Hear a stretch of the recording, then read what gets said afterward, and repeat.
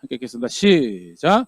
여호와의 사자가 이스라엘 모든 자손에게 이 말씀을 이르매 백성이 소리를 높여 운지라. 아멘. 사사기 2장에 기록되는 한 사건의 장면인데요. 실제로 백성들이 울었기 때문에 울었다라는 의미를 가지고 있는 복임이라는 이름이 붙은 장소에서 발생한 사건 중심으로 살펴보면서 사사기 어떻게 또 새로운 시대가 역사가 시작되는지 함께 살펴보려고 하고요. 그 가운데 우리가 살아야 될 신앙이 무엇인지 다시 한번 생각해보는 그런 시간 가지도록 하겠습니다. 사사기 2장이 이렇게 시작하고 있습니다. 1절입니다. 여호와의 사자가 길갈에서부터 복임으로 올라와 말하되 내가 너희를 애굽에서 올라오게 하여 내가 너희의 조상들에게 맹세한 땅으로 들어가게 하였으며 또 내가 이르기를 내가 너희와 함께한 언약을 영원히 어기지 아니하리니.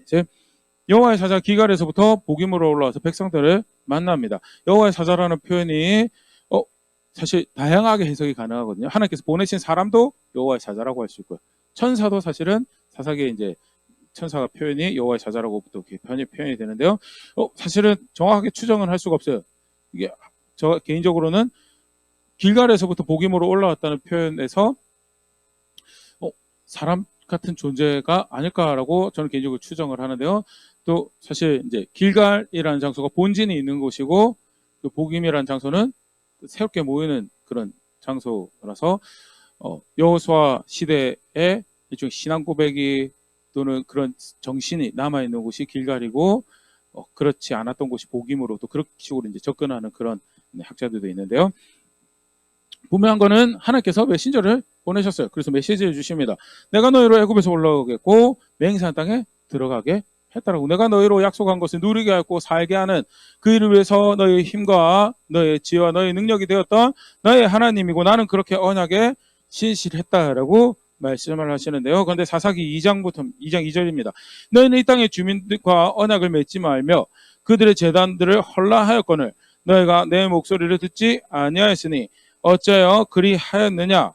3절 그러므로 내가 또 말하기를 내가 그들을 너희 앞에서 쫓아내지 아니하리니 그들이 너희 옆구리에 가시가 될 것이며 그들의 신들이 너에게 올무가 되리라 하였노라. 라면서.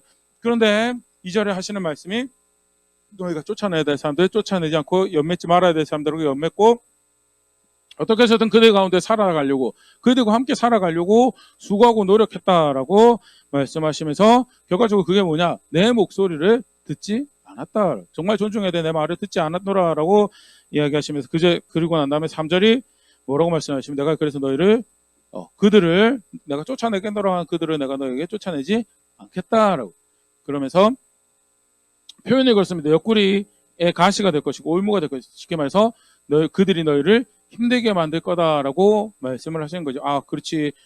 사실상은 적들이잖아요. 그 땅을 함께 공유해야 될 누가 먼저 차지하느냐에 대한 적들이기 때문에 그런 사람들이 남아있으면 힘들겠다라는 생각할 수 있죠. 근데 또 다른 한편으로는 원래 사실은 그들이 지금 차지하고 있는 땅이 하나님께서 뭐라고 어떤 땅이에요?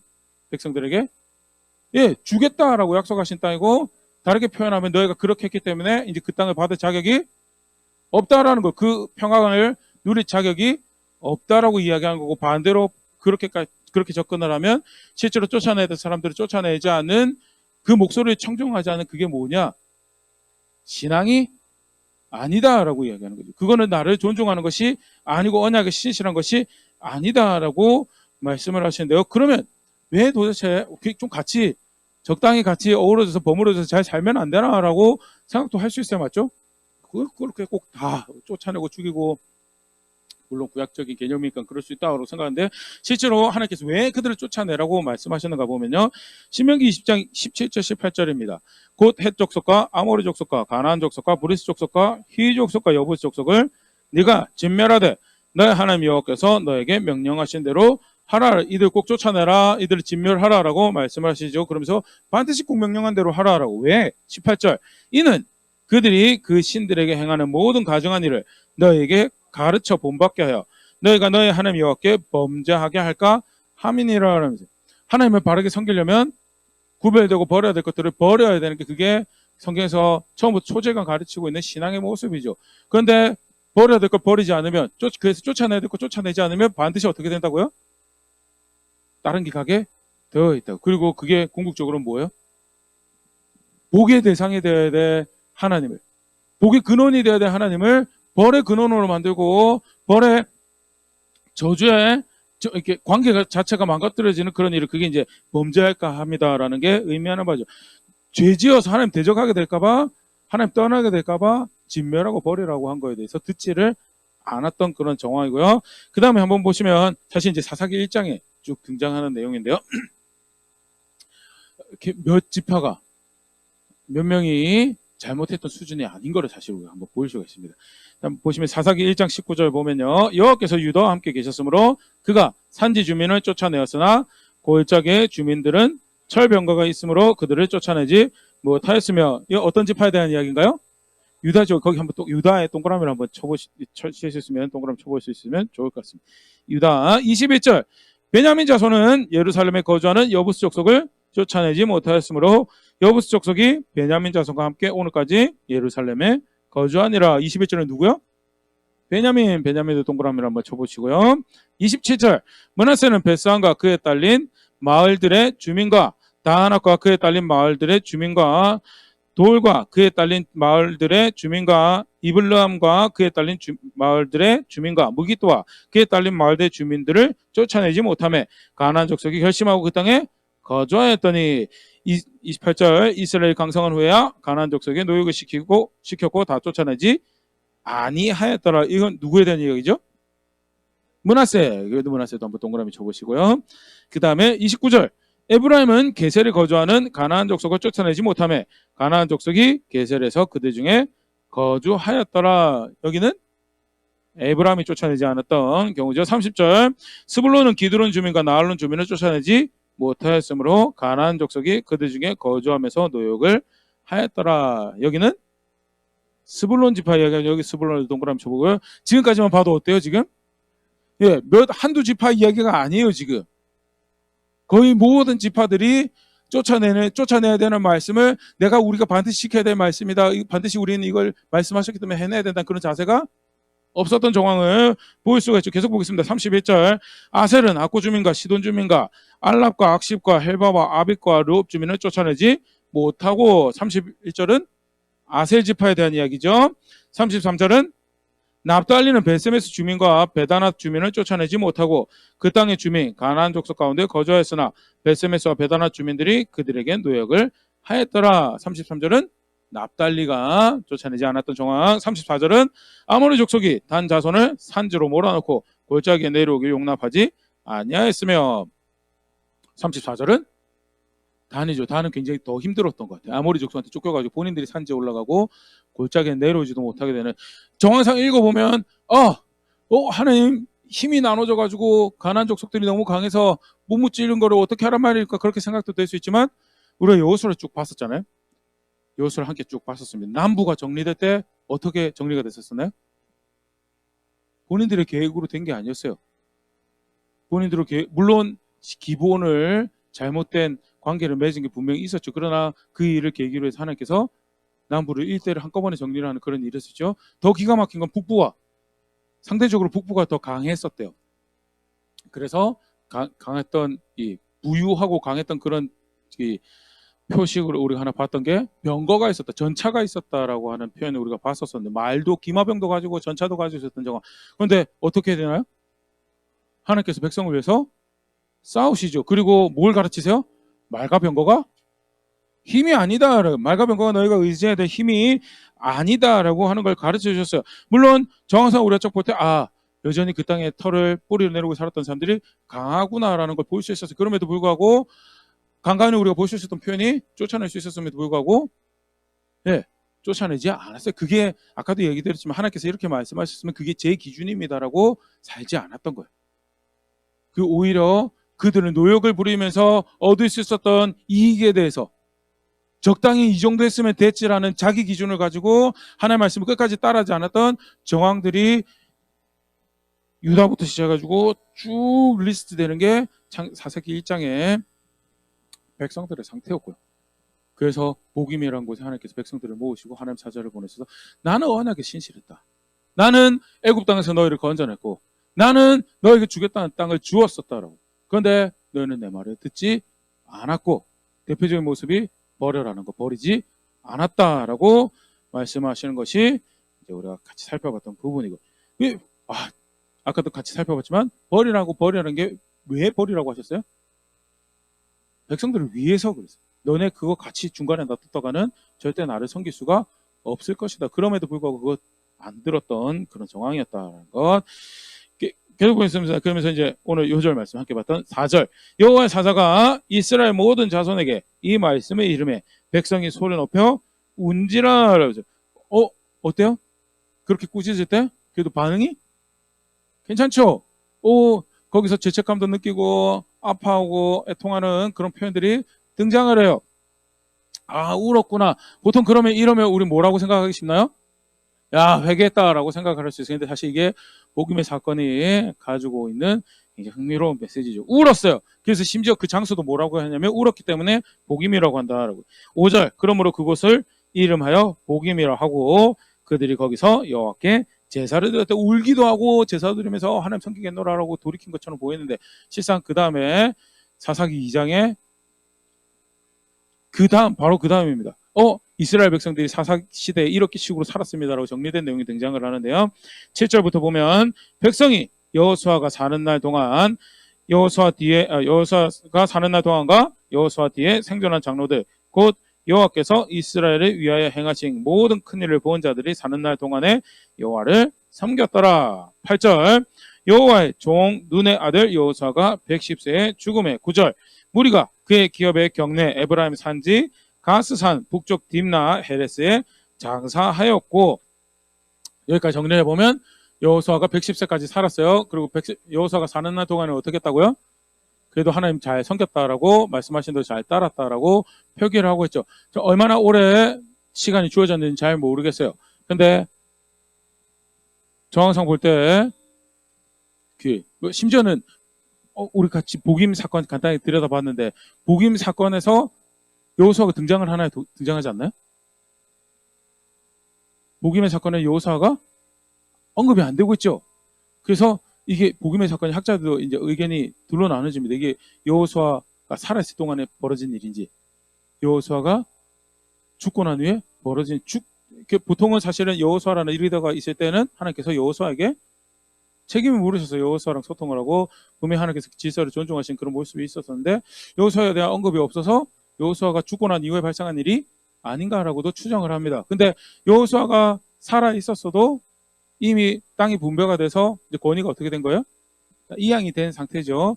그런 측면에서 볼 때 여호수아가 충분히 살아 있었을 수도 있고 그러면 그 다음에 나온 표현들하고 좀 자연스럽지 않을까 그렇게 읽는 학자들도 있고요. 죽었다고 해도 전혀 문제가 없고 왜냐하면 지금 우리가 보고 있는 그 2장 그 이후의 대목들은 전체 사사기를 요약을 하고 있는 정황이라서요.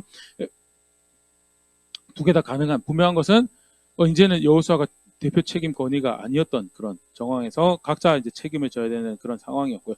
그런데 여호수아가 살아있을 동안에는 잘 섬겼다라고. 그런데 10절 그 세대 사람도 다 그 조상들에게로 돌아갔고 그 후에 일어난 다른 세대는 여호와를 알지 못하여 여호와께서 이스라엘을 위하여 행하신 일도 알지 못하였더라.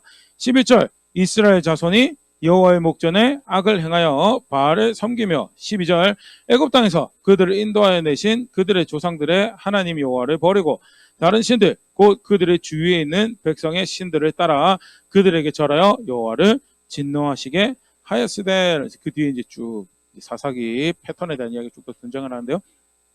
복임에서 울었어요. 그렇죠? 울었어요. 근데 운 게 어떤 결과 어떻게 되나요? 운 게 회개한 게 아니었어요. 울었던 게 길을 돌이킨 게 아니었어요. 울기는 했어요.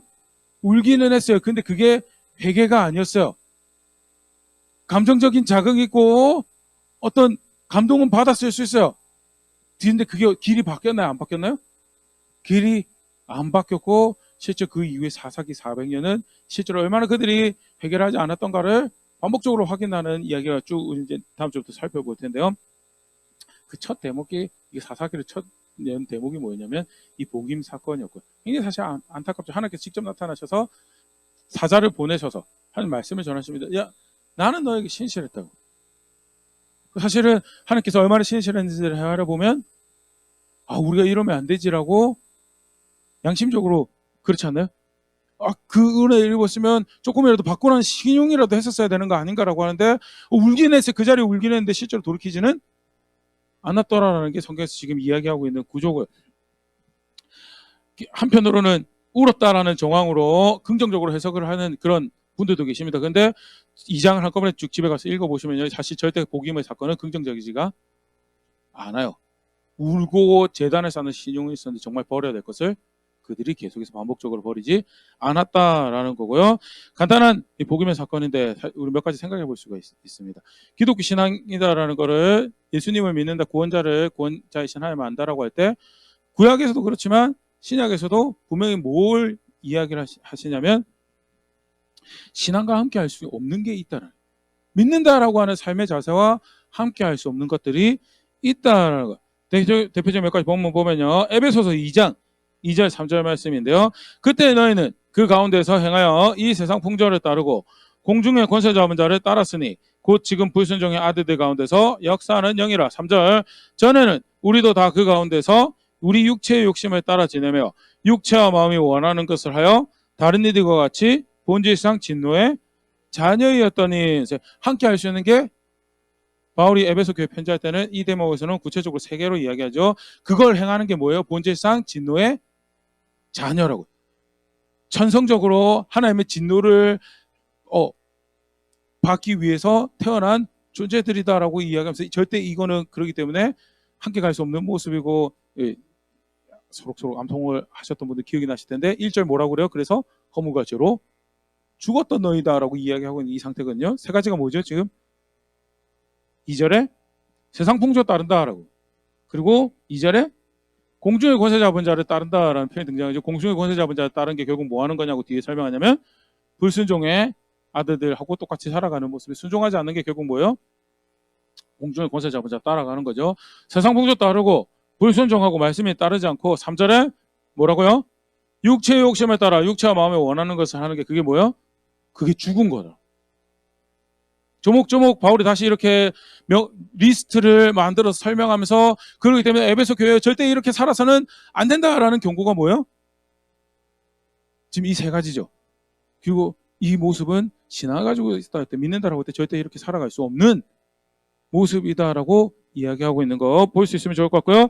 로마서에서도 비슷한 것 하나 볼 수 있습니다. 로마서 8장 7절 8절 육신의 생각은 하나님과 원수가 되나니 이는 하나님의 법에 굴복하지 아니할 뿐 아니라 할 수도 없음이라. 8절 육신에 있는 자들은 하나님을 기쁘시게 할 수 없느니라. 구원하시는 하나님을 알고 그거 얼마나 큰 나의 행복이 되었고 구원이 기쁨이 되었는가에 대해서 아는 백성들, 그래서 그런 사람들 자연스럽게 어떻게 내가 하나님 기쁘시게 할까 살아가고, 어떻게 하면 하나님 편에 설 거라고 살아가는데 실제로 뭐 하면 하나님 편에 설 수 없다고요? 육신의 생각, 내가 뭐 기뻐하는지, 내가 뭐 즐거워하는지 그거 쫓아가면 하나님 편에 절대 설 수가 없어. 굉장히 단호해요. 너무 이분법적인 세상을 만드는 거 아닙니까? 실제로 세상이 그렇더라라는 거예요. 육신의 생각을 쫓아가면, 내 마음에 기뻐, 내 육신에 기뻐하는 거 쫓아가면 어떻게 돼요? 하나님하고 원수가 될 수밖에 없다고. 절대 그렇게 해서 하나님 기쁘시게 할 수 없다라는 거. 야고보서 4장 4절 말씀입니다. 가늠한 여인들아, 세상과 벗된 것이 하나님과 원수됨을 알지 못하느냐. 그런즉 누구든지 세상과 벗이 되고자 하는 자는 스스로 하나님과 원수되는 것이라. 여기서 가늠한 여인들은 실제로 성적인 부도덕도 될 수 있지만 더 포괄적인 큰 의미에서 언약에 신실하지 않는 백성들을 성경에서 뭐라고 불러요? 간음했다라고, 음행했다라고, 행음했다라고 표현을 하죠. 그런 개념에서 보면 뒤에 이야기랑 더 간음하면 그렇지 세상과 벗된 거지, 그게 아니고요. 세상과 벗된 게 사실은 다 뭐예요? 간음하는 거예요. 그리고 그거는 어떻게 된다고요? 하나님하고 원수가 되는 거예요. 원수가. 세상과 벗된다라는 표현이 뭘까요?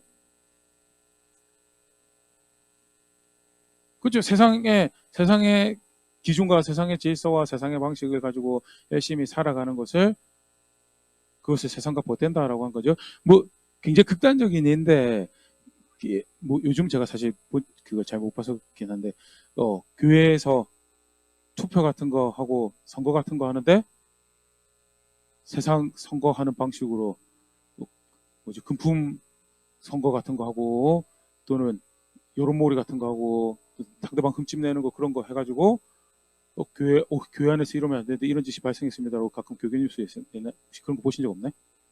들어는 보셨죠? 그게 가장 기초적으로 뭐예요? 그게 세상과 보호되는 거예요. 그것만 그런가요? 재정을 사용하고 시간을 사용하고 자기 재능을 사용하고 자기 관심사를 두는 거에 있어서 요즘 버젓이 세상에 기뻐할 것들을 같이 기뻐하고 즐거워하고 그래서 교회 다닙니다라고 이야기 안 하면 또는 무슨 집사 무슨 장로록 써야지 명함을 건네지 않으면 성도라고 식별이 안 되는 그런 삶의 모습 삶의 자세 그게 다 뭐죠? 그게 세상과 보호된 거고요. 그게 뭐라고 이야기하고 있냐면 그거 하나님하고 원수가 되는 거다. 절대 같이 갈 수 없다라고. 예수 그리스도 안에서 하나님 아들 우리를 자유롭게 하셨기 때문에 이제 다 할 수 있는 거 아닙니까? 네. 맞죠. 그 선택의 자유 가지고 범죄하라고 준 게 아니잖아요. 하나님 대적하라고 준 게 아니죠. 그 자유를 가지고 하나님 섬기라고 준 자유에 대해서 그게 기독교 신앙에서 가르치고 있는 거고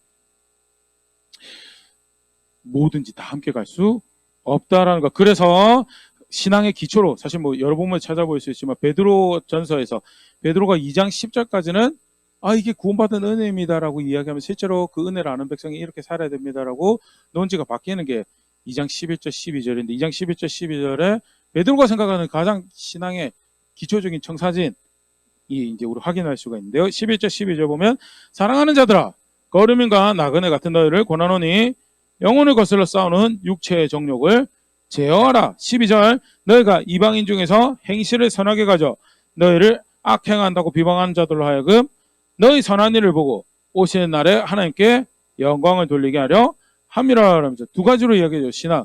첫 번째가 하나님과 원수되는 하나님과 갈 수 없는 정욕을 제어하는 거고 두 번째가 뭐가 신앙이죠? 그래서 내가 살아내는 삶의 열매들을 보고 하나님이 영광을 받으실 수 있도록 내가 내가 칭송받는 게 아니고 하나님이 영광을 받을 수 있는 그런 선택들을 만들어가는 게 그게 신앙이다라고 하고요. 쉽게 말해서 제어해야 돼요.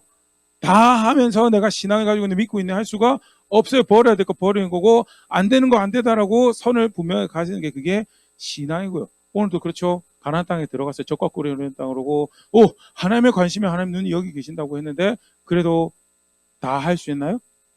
아니요. 버려야 될 거 버려야 돼요. 같이 갈 수 없는 거는 같이 갈 수 없는 거고 신약도 그게 마찬가지더라.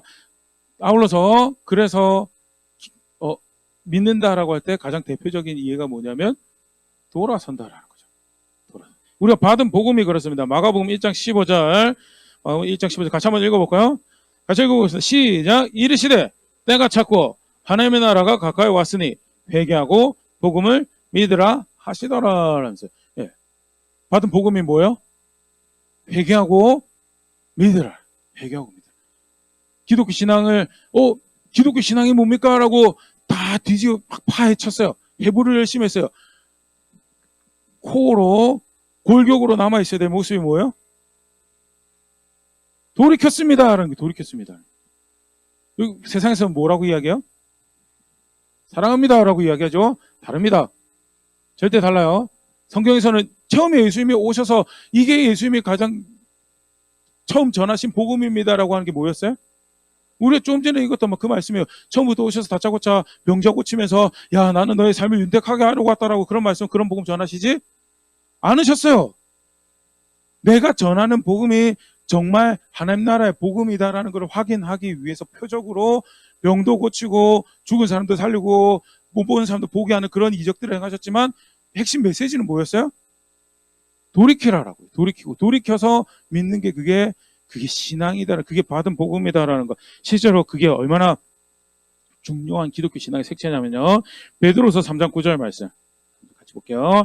주의 약속은 어떤 이들이 더디다고 생각하는 것 같이 더딘 것이 아니라 오직 주께서는 너희를 대하여 오래 참으사 아무도 멸망하지 아니하고 다 회개하기에 이르기를 원하시느니라.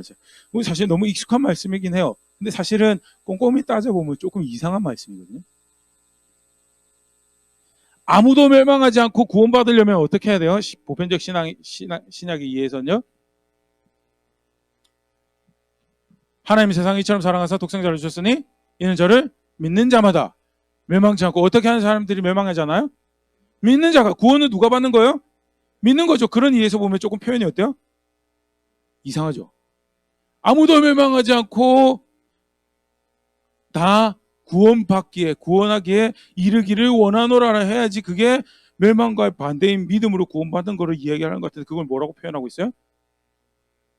다르게 표현하면 베드로 생각에서 믿는다라는 것, 예수님을 믿는다라는 거에 가장 큰 이해는 뭐예요? 회개하는 거예요. 아, 이거는 제가 해서는 안 될 겁니다. 이거는 제가 싫지만 해야 되는 겁니다라고 해서 계속 버려야 될 거 버리고, 떠나야 될 거 떠나고, 진짜 해야 될 거 하는 게, 그게 뭐예요? 그게 기독교 신앙. 오죽 그랬으면 베드로가 저기 구원받는 길이다라고까지 저렇게까지 이야기하는 그런 정황이 사실은 성경에서 가르치고 있는 기독교 신앙의 이해고요.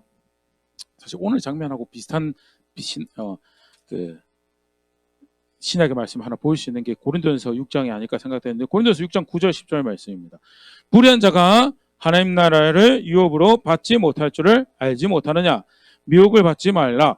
음행하는 자나 우상 숭배하는 자나 간음하는 자나 탐색하는 자나 남색하는 자나, 10절입니다. 도적이나 탐욕을 부리는 자나 술 취하는 자나 모욕하는 자나 속여 빼앗는 자들은 하나님의 나라를 유업으로 받지 못하리라. 교회에 편지하고 있어요. 예수 믿으면 다 뭐가 있죠? 예수 믿으면 구원받죠. 그 구원받는 말을 다른 표현을 하면 하나님 나라를 유업으로 받는다는 거죠. 예수 믿는 거하고 하나님 나라 유업으로 받는 거하고 별개가 될 수 있나요? 없나요?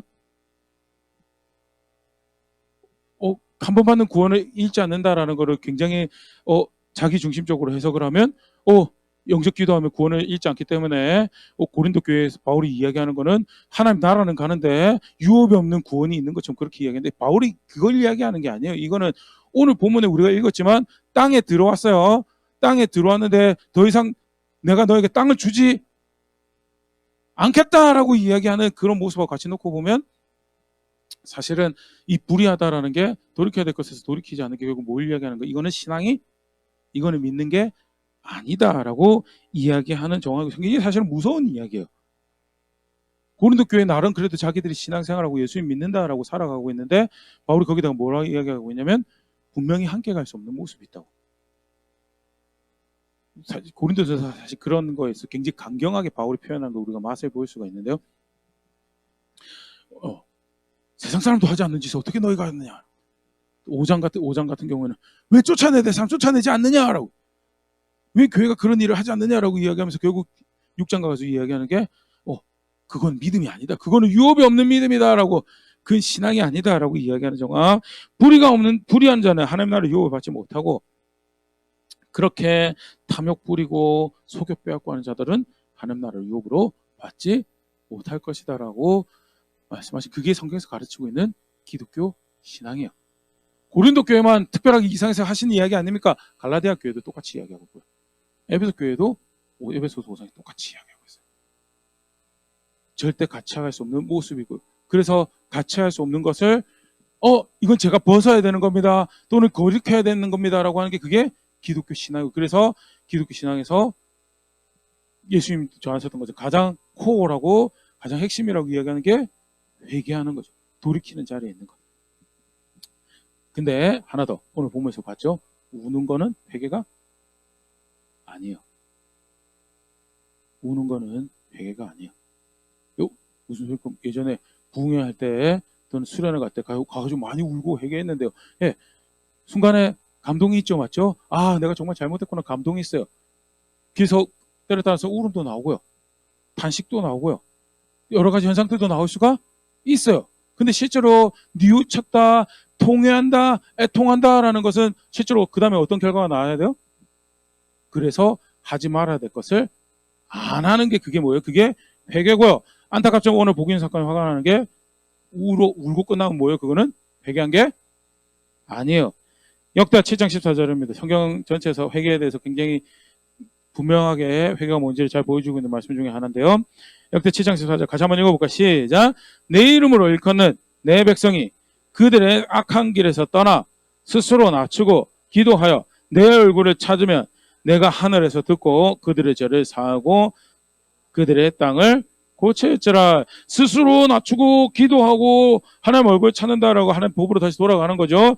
그렇게 하면 내가 살고 고치겠다라고 이해하면 틀린 거죠. 그 앞에 하나가 더 있어요. 뭐가 있어요? 악한 길에서 떠나는 게 그게 회개예요. 악한 길에서 떠나지 않고 스스로 낮추고 기도하고 하나님 얼굴 찾습니다라고 하면 그거 회개예요, 아니요? 그거 회개가 아니에요. 뭐라고 말씀하시는지 정확하게 볼 수 있으면 악한 길에서 떠나는 게 그게 회개고요. 신약은 그걸 어떻게 표현하고 있는지 간단하게 참고해서 보면요. 에베소 4장 25절. 그런즉 거짓을 버리고, 거짓을 버리면 거짓 버리는 되는 거 아닌가, 맞죠? 그렇게 거기서 끝나지 않아요. 표현이 그렇습니다.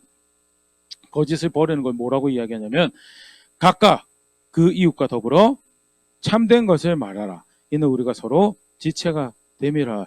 거짓을 버리는 걸 반대는 뭐예요? 참된 것을 말하는 게 그게 거짓의 반대고 그게 돌이켰다라는 거예요. 28절. 도둑질하는 자는 다시 도둑질하지 말고 우리 이걸 회개 또는 뉘우침, 뭐 사실 이것만 해도 훌륭해. 마치 도둑질하는 사람이 도둑질 안 하는. 근데 성경에서 말하는 회개는 뭐냐? 돌아서는 거예요. 돌아선. 그리고 성도는 단순히 도둑질하던 거에 돌아서는 그 정도가 도둑질 안 하는 게 아니고 뭐라고 이야기하냐면 가난한 자에게 구제할 수 있도록 자기 손으로 수고하여 선한 일을 하라는. 29절. 무릇 더러운 말을 너희 입 밖에도 꺼내지 말고 더러운 말 하던 것은 반대가 뭐냐? 오직 덕을 세우는데 소용되는 대로 선한 말을 하여 듣는 자들에게 은혜를 끼치게 하라 하는. 여기 선한 말은 다른 사람 듣기 좋은 말 해주라는 게 아니고, 그렇죠? 그들이 하나님 은혜를 누릴 수도, 그래서 표현이 그렇잖아요. 은혜를 끼치도록, 그들이 하나님 은혜를 누릴 수 있도록 도움이 되는 그런 말을, 실제로 그들이 하나님 편에 서고 하나님 인자하시며 거할 수 있는 말을 하는 게 여기 선한 말을 가지는 의미고요. 분명한 더러운 말의 반대는 선한 말을 하는 거고요. 거기서 돌아섰다라는 거고. 도둑질하던 자의 반대는 도와주는 자리로, 내가 속에서 빼앗는 자리고 도와주는 자리로 가는 게 그걸 이게 신앙이다라고 이야기하는 거고요. 거짓을 버리는 걸 반대는 뭐예요? 아니죠. 죄송합니다. 참된 것을 말하는 게 그게 신앙이다라고 이야기하는 거예요. 구약에서도 그렇고 신약에서도 그렇고요. 회개라는 거, 믿는다라는 거는 돌아서는 거예요. 돌아서는 거고 그게 하나님 찾는다는 거고 내가 하나님 편에 섭니다라고 하는. 그래서 사실 뭐 그런 얘기 많이 들어보셨을 것 같아요. 가가지고 기도할 때가 보다 더 중요한 게 뭐예요? 기도하고 난 다음이 더 중요하죠. 가가지고 뭐 선택하느냐. 막 열심히 소위 말하는 은혜 받았다고, 눈물도 흘리고 감동도 받았다고, 막 심지어는 더 특별한 경험도 쓰러져 받고 막 별 경험들을 해요. 근데 그러고 나서 그걸로 끝이에요. 그러면 의미가 있어요, 없어요? 그건 복임이에요. 그건 복임이고 사사기 본문에서는 분명히 그걸 이야기해요. 울었는데 어때요? 그 다음에 사사기 400년은? 네, 반복적으로 하나님 떠나요. 반복적으로 하나님 떠나는데 이제 다음 주에 같이 살펴볼 텐데 사사기에서 찾을 수 있는 사사 이름이 12명. 다르게 표현하면 10이라는 숫자가 어떻게 되나요? 하나님 백성 전체를 지칭하는 숫자죠. 그러니까 사사가 12번의 이름이 언급됐다는 것은 12번을 할 구원이 필요한 상황에 갔었고 모든 하나님 백성이 다 불순종에 하나님 떠나버렸다, 믿지 않았다라는 걸 이야기를 하고 있고요. 그 12명의 사사들 중에서 7명의 사사의 사건이 자세하게 기록이 돼 있거든요. 우리 잘 아는 삼손, 드보라 이런 사람들. 그 7은 완전수의 상징이고, 그래서 그렇게 완전하게 12번의 도움이 필요한 만큼 완전히 백성들이 떠나버렸지만 7의 숫자가 강조되면서 하나님은 완전히 그들을 보살피셨다라는 것이 사사기 이제 이렇게 구조에서 우리가 볼 수 있는 그런 부분인데요. 다시 오늘 내용으로 돌아와서요. 함께 할 수 없는 게 있습니다. 분명하게 함께 할 수 없는. 신앙은 그렇게 할 수 있는 게 아니다. 그래서 들어가기 전부터 버릴 거 버려야 된다라고. 버릴 거 버려야 된다. 그러니까 사실은 저도 곰곰이 생각해 보면 조금 더 쉽게 복음을 접했던 것 같아요. 버릴 거 버려야 된다라는 식으로. 그러니까 보통은 교회 다니고 시작하고 복음을 접했다라고 할 때 버려야 될 거 혹시 배우신 게 있으신가요? 제가 배웠던 거 술, 담배 버리는 거랑 제사하면 안 된다 이런 거는 배웠던 거. 부족 같은 거 점치는 거 하면 안 된다. 그건 나쁘지 않아요. 근데 사실은 그건 어때요? 굉장히 표면적인 거고 사실은 그거보다도 더 높은 의로운 것을 정직한 것을, 성실한 것을 요구하는 게 사실 성실하신 하나님과 거룩하신 하나님과 의로우신 하나님과 함께하는 백성의 모습인데, 그런 거 치면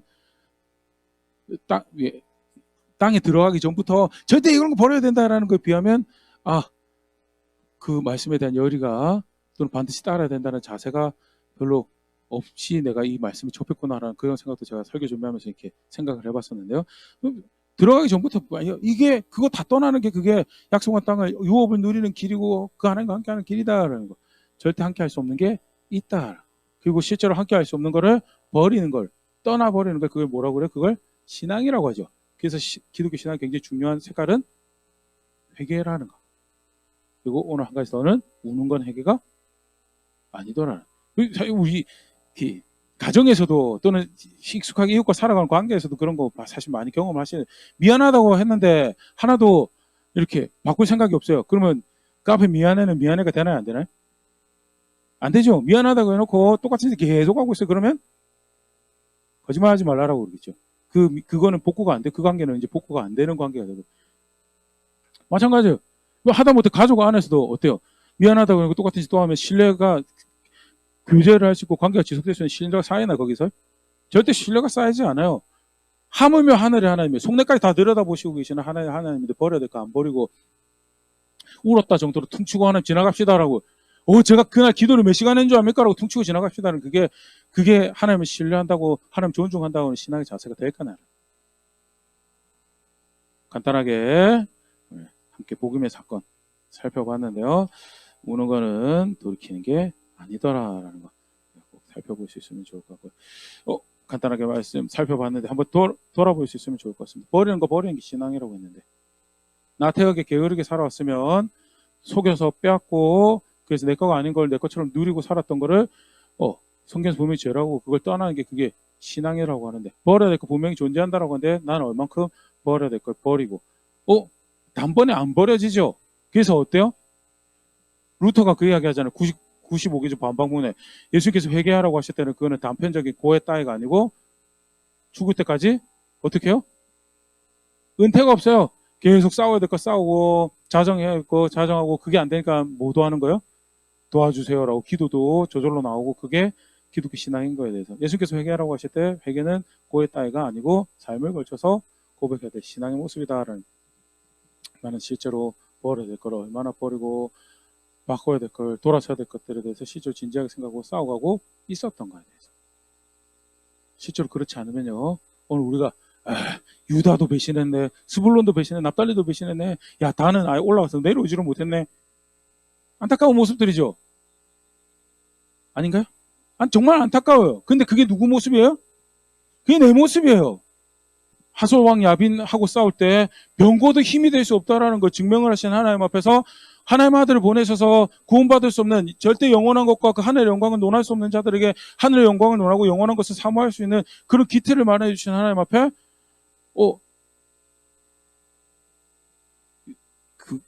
적당히 하시죠라고 하는 거 사실 전혀 존중하는 것도 없고 신뢰하는 것도 없는 그런 모습인데, 나는 어떤 신앙을 고백해오고 어떤 삶을 살고 분명히 회개하고 예수 믿었다고 하는데 혹 이벤트성인 그런 회개, 따라하세요 기도 같은 이벤트성으로 회개를 하고 그게 회개인 줄 알고 넘어갔던 모습이 있다면요, 오늘 말씀 앞에서 다시 내가 버려야 될 게 무엇인지, 실제로 어떤 싸움을 내가 치워야 될 거, 한 번에 안 되잖아, 맞죠? 그래서 뭐가 필요해요? 전략이 필요해요. 내가 이걸 어떻게 고쳐가야 될 것인지 실제로 그걸 고민하고 그렇게 배워가는 게 그게 뭐예요?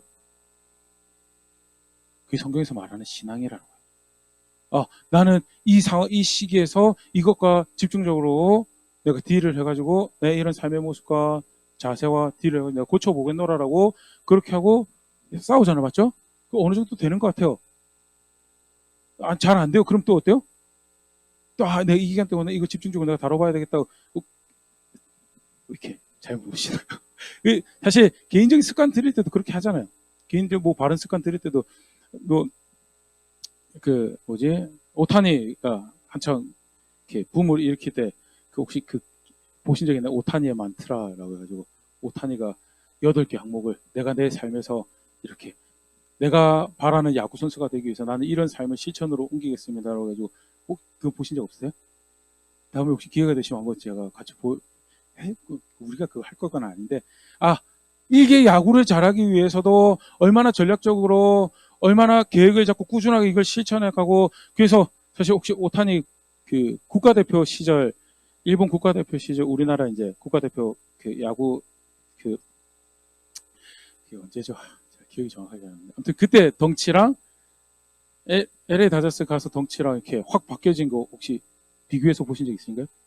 한번 나중에 기회 되시면 한번 비교해서 보십시오. 야, 근데 그게 단순히 그냥 미국 가서 햄버거 먹고 치킨 먹고 이래가지고 몸을 불린 게 아니고, 이 사람이 정말 작정을 하고, 소위 말하는 야구 선수로서 내가 도달할 수 있는 최고까지 올라가겠노라 얼마나 계획적으로 전략적으로 그걸 해왔는가.